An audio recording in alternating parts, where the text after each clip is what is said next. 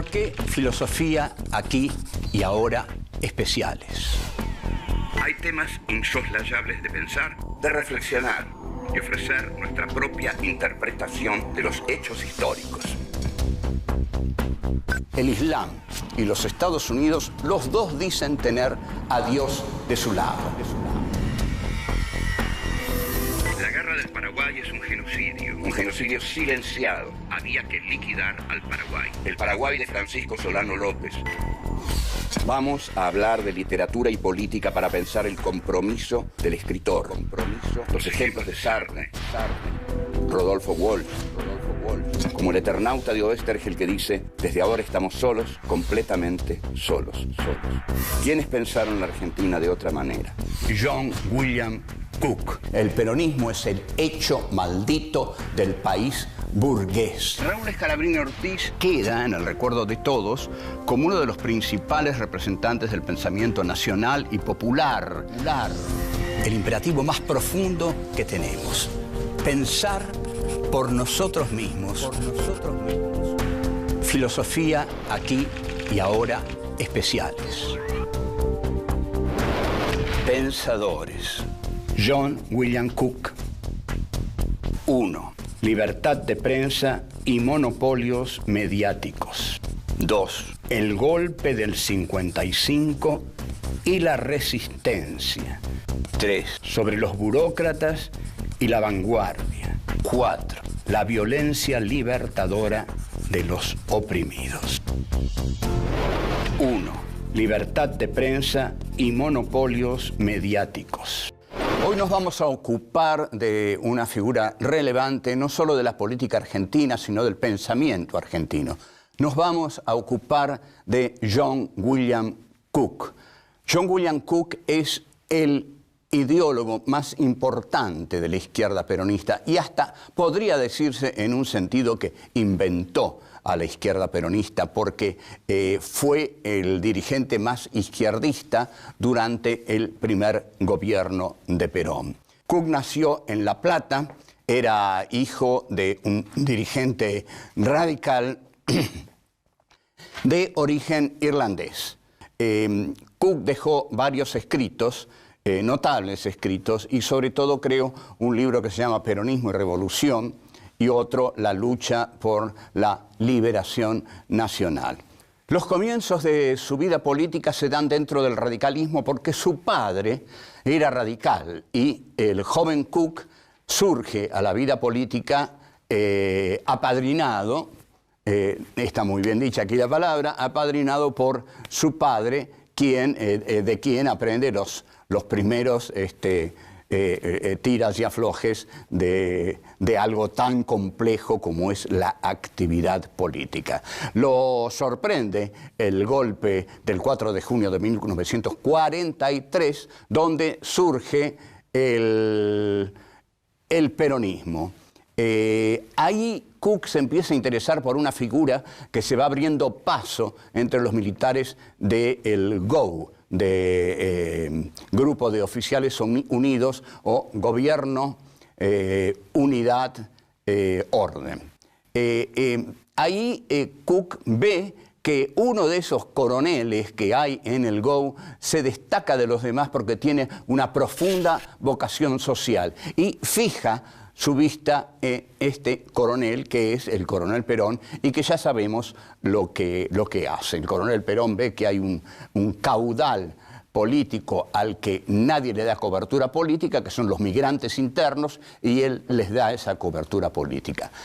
Cook así se une al peronismo y llega a ser diputado en 1946, con la brillantez que lo caracteriza, da discursos de alta vehemencia en el Congreso Nacional. El discurso más extraordinario que da Cook, y que quizás resuene con cierta actualidad, pero en todo caso la culpa es de Cook, lo da en la Cámara de Diputados a propósito de una jugada muy arriesgada de Perón y de Evita.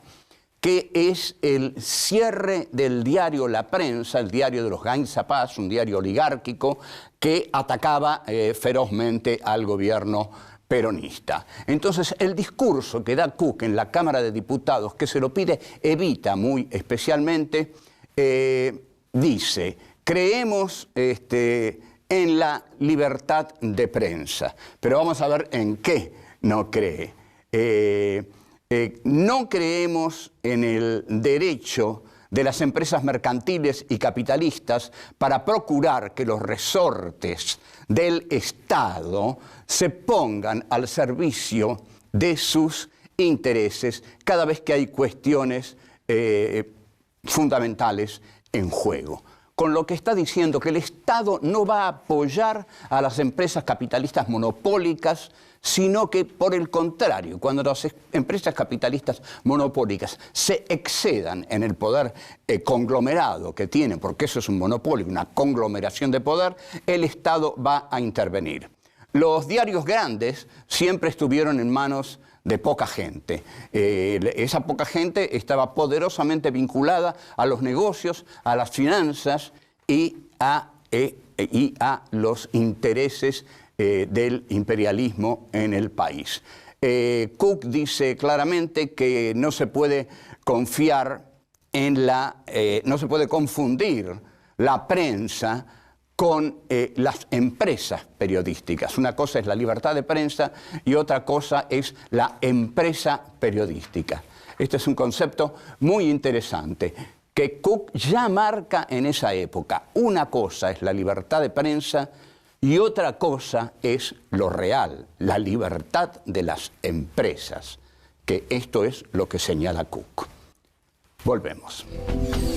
2. El golpe del 55 y la resistencia. Se produce el golpe de 1955, el 16 de septiembre.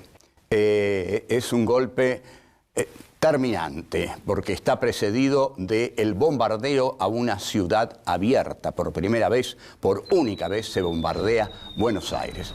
¿Qué hace Perón? Perón se va. Esto es una cuestión teórica que hay que evaluar. Ahora, Perón hace algo inteligente. Lo deja a John William Cook como conductor del movimiento peronista. Cook piensa que la resistencia a la revolución de derecha liberal del 55 es posible y hay que organizarla. Pero lo que Cook quiere es algo que Perón nunca habrá de aceptar. Cook quiere armar a las masas. Y armar a las masas es un problema muy serio, porque nunca se sabe qué van a hacer las masas cuando están armadas. Ahora, lo que Cook rechaza terminantemente es la teoría del foco. Porque cuando se tienen las masas peronistas, dice Cook, no necesitamos la teoría del foco. La teoría del foco va a venir mucho después con Regis Debray, que le va a decir la teoría a Ernesto Che Guevara. Durante esos tiempos, Cook va a hablar insistentemente de la lucha por la liberación nacional que se hace con las masas. Y va a decir una de las frases fundamentales de la política. La política revolucionaria, dice Cook, y lo dice con enorme lucidez, y esta es una de las grandes verdades de toda lucha revolucionaria. La verdad, la política revolucionaria no parte de una verdad conocida por una minoría, sino del conocimiento que tengan las masas de las grandes líneas estratégicas. O sea, con eso Cook señala como imposible una lucha de vanguardia solitaria, soberbia, iluminista, que reemplace a las masas. La revolución se hace con las masas. Por eso Cook es el genio, el primero que lleva adelante la teoría del entrismo. Hay que entrar en el peronismo porque ahí está el pueblo. Esta es la concepción de Cook, es la concepción que luego va a tomar la izquierda peronista, la del entrismo. Cook participa de la resistencia peronista, que es un gran momento del peronismo, porque es un momento en el cual la clase obrera ejerce la conducción por sí misma. Es decir, no tiene la conducción de Perón, sino que la clase obrera se da su propia conducción, sobre todo en la huelga gloriosa del frigorífico Lisandro de la Torre. Cook va a decir una frase que va a condicionar toda la década del 60 y que va a nuclear a todos los jóvenes que entren en el peronismo. Va a decir, el peronismo es el hecho maldito del país burgués. ¿Por qué dice esta frase? Porque la revolución libertadora se propone desde el primer momento desperonizar el país. Para eso dicta el decreto 4161, por el cual prohíbe nombrar a Perón, evita pasar la marcha peronista, llamar partido justicialista al partido justicialista, prohíbe todo. Entonces, esto demuestra que el peronismo es lo inintegrable al país burgués, que intenta legitimarse aislando al peronismo, dejándolo fuera. Así el peronismo adquiere su condición de maldito, de hecho maldito, y no hay nada más seductor para un joven que lo maldito, que lo prohibido. La huelga en el frigorífico Lisandro de la Torre es una huelga que yo llamaría la comuna de Mataderos. Es una huelga, como dije, hecha por los obreros, sin conducción de Perón y sin lucha armada. Los burócratas del peronismo, que siempre han sido, digamos, un dolor, una hernia, una renquera para el peronismo, los burócratas del peronismo dicen que la huelga Lisandro de la Torre está manejada por el comunismo. Dicen lo mismo que dice el gobierno de Frondizi. Por lo tanto, desplazan a Cook de la conducción porque lo acusan de comunista y de llevar la huelga Lisandro de la Torre al comunismo. Entonces Cook empieza una correspondencia con Perón que va a ser tremendamente abundante, que se va a editar en 2 enormes tomos que luego la militancia de los 70 se va a devorar. Cook se va a Cuba, y desde Cuba le pide a Perón insistentemente, obsesivamente, que abandone la España de Franco y se vaya a la Cuba de Castro. Vamos a ver que esto para Perón era absolutamente imposible. Volvemos. 3. Sobre los burócratas y la vanguardia. En 1964, a raíz del regreso de Perón, que es impedido por el gobierno de Arturo Umberto Illia, por su canciller, Zavala Ortiz, quien viaja al aeropuerto del Galeão y con la CIA y la dictadura brasileña impiden el regreso de Perón. Cook, a raíz de eso, da una conferencia en Córdoba en el año 1964. El tema que trata Cook en 1964 en Córdoba es el de la violencia y la no violencia, nada menos. La no violencia, va a decir Cook, es instrumentada siempre por la burocracia reformista. Por supuesto que la burocracia reformista no quiere violencia, porque no quiere presentarse como agresiva para el régimen, quiere presentarse como dialoguista, conciliadora, buena.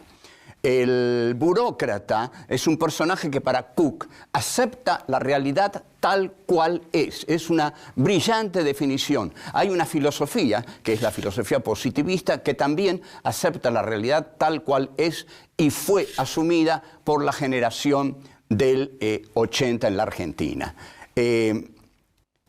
Cook piensa que esta burocracia mide las fuerzas a las cuales tendría que enfrentarse y dice, no hay nada que hacer, se resigna. Su papel es el de la resignación y de la resignación surge la necesidad de la negociación, de la conciliación, y entonces es ahí donde el burócrata se llena de dinero, porque al negociar con el poder lo compra y el burócrata deviene un ser millonario y un traidor a su clase.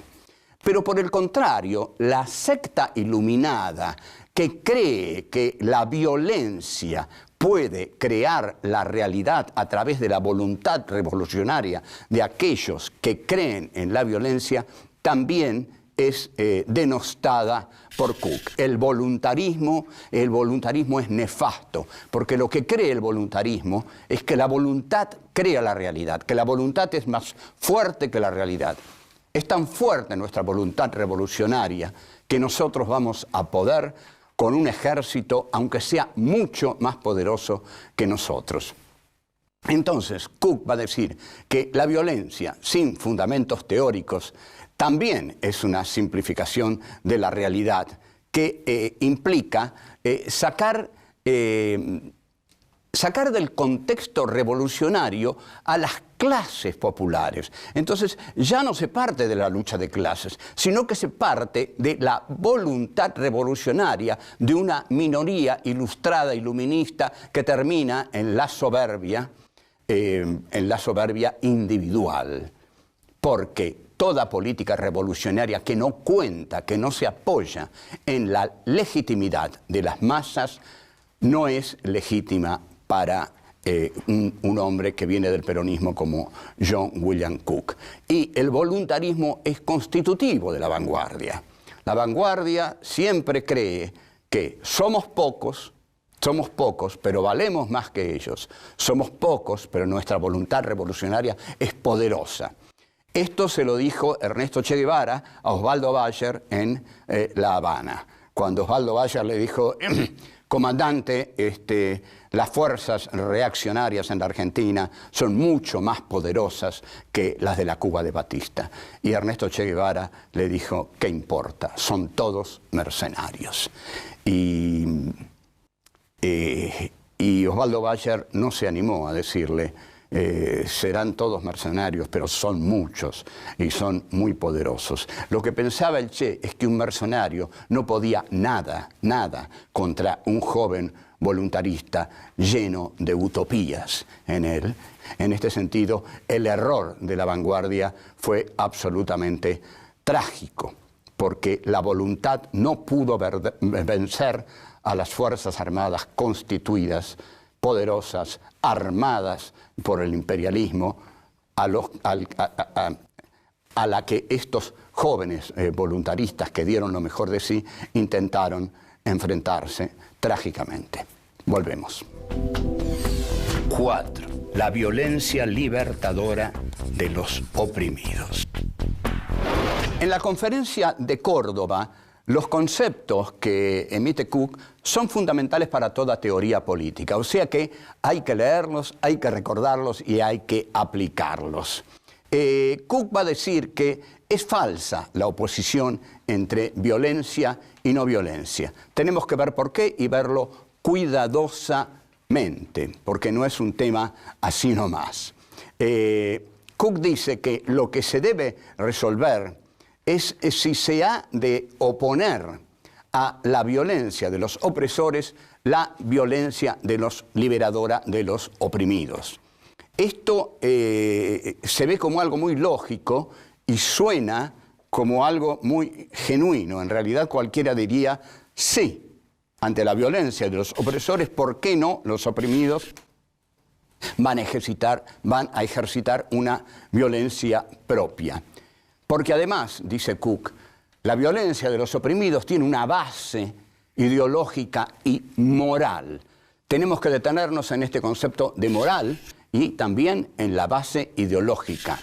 La violencia que se ejerce contra los opresores es una violencia contra los enemigos de los seres humanos. Si esta violencia es en efecto una violencia contra los enemigos de los seres humanos, entonces esta violencia es legítima. La violencia de los oprimidos es legítima porque nada menos tiende a defender la dignidad de los seres humanos. En este sentido es altamente moral. Sigue Cook, el amor, es amor a los hombres, la violencia de los oprimidos, que se traduce en odio a quienes causan la desgracia de estos hombres. La palabra odio lo va a usar el Che Guevara en el mensaje a la Tricontinental, que escribe desde la selva boliviana, y dice: solo un pueblo con odio puede derrotar a un enemigo invencible. Ahora, esta dialéctica es peligrosa. ¿Por qué es peligrosa? Porque cualquier grupo puede decidir que es el oprimido. Cualquier grupo puede decidir que es la moral. ¿Cómo se decide cuando un grupo es el grupo oprimido? ¿Cómo se decide cuando un grupo realmente encarna la moral? Bueno, la violencia siempre se basa en absolutos. Siempre se mata desde un absoluto. La Revolución Francesa mataba desde la diosa razón. Robespierre y Saint-Just mataban desde la diosa razón. La Revolución rusa mataba desde el sufrimiento del proletariado y del campesinado ruso. La Revolución Nacional Socialista mataba desde la pureza de la raza. Luego las revoluciones socialistas matan desde el hombre nuevo, y ni hablar aquí, el genocida Videla mata desde el estilo de vida argentino. O sea, ¿cuál es la violencia del sometido? La violencia del sometido, ¿cómo decidir que es legítima? Bueno, si nosotros vamos al problema de Argelia, ahí tenemos un pueblo colonizado que lucha por su descolonización. Ahí sería difícil ver que esa violencia no es legítima, pero la que es difícil es la historia humana. En el siglo XX, todas las revoluciones que se hicieron para salvar a la condición humana, todas las revoluciones que se hicieron para salvar a los oprimidos de su opresión, terminaron generando una nueva dictadura, una nueva opresión. Es decir, hay un desencanto con las revoluciones socialistas del siglo XX, e incluso el filósofo cordobés Oscar del Barco llegó a decir que nada le ha hecho peor al socialismo que las revoluciones socialistas del siglo XX. Pensemos en la Revolución Rusa, que finalmente es copada por Stalin, el partido de vanguardia, la ideología como dogma, y luego vienen las purgas de todos los disidentes. Pero Cook muere en 1968. Cook muere creyendo en la revolución. Cook no asiste a todas las etapas terribles de desencanto que hemos tenido que asistir nosotros, y sobre todo Cook no vive la dictadura terrible de Videla.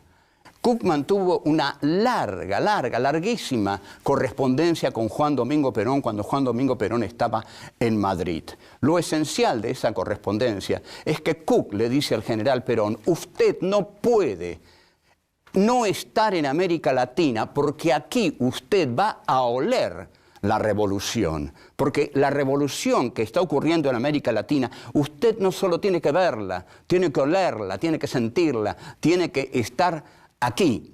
Y el peronismo tiene que ser un movimiento revolucionario, si no, no es nada el peronismo. Eso es lo que le decía Cook, que quería en efecto un peronismo revolucionario, porque creía que el proletariado debía ser la vanguardia del movimiento revolucionario. Tengamos muy en cuenta esto.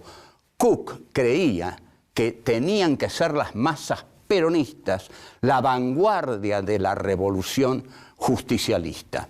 Ahora bien, Perón desarrolla desde Madrid un juego pendular que desconcierta a Cook, porque Perón trata de armonizar todos los antagonismos. Él se consideraba el Padre Eterno y desde Madrid totalizaba todas las diferencias internas del movimiento peronista. Cuando llegó a Ezeiza se dio cuenta que no podía armonizar nada y eligió por la derecha.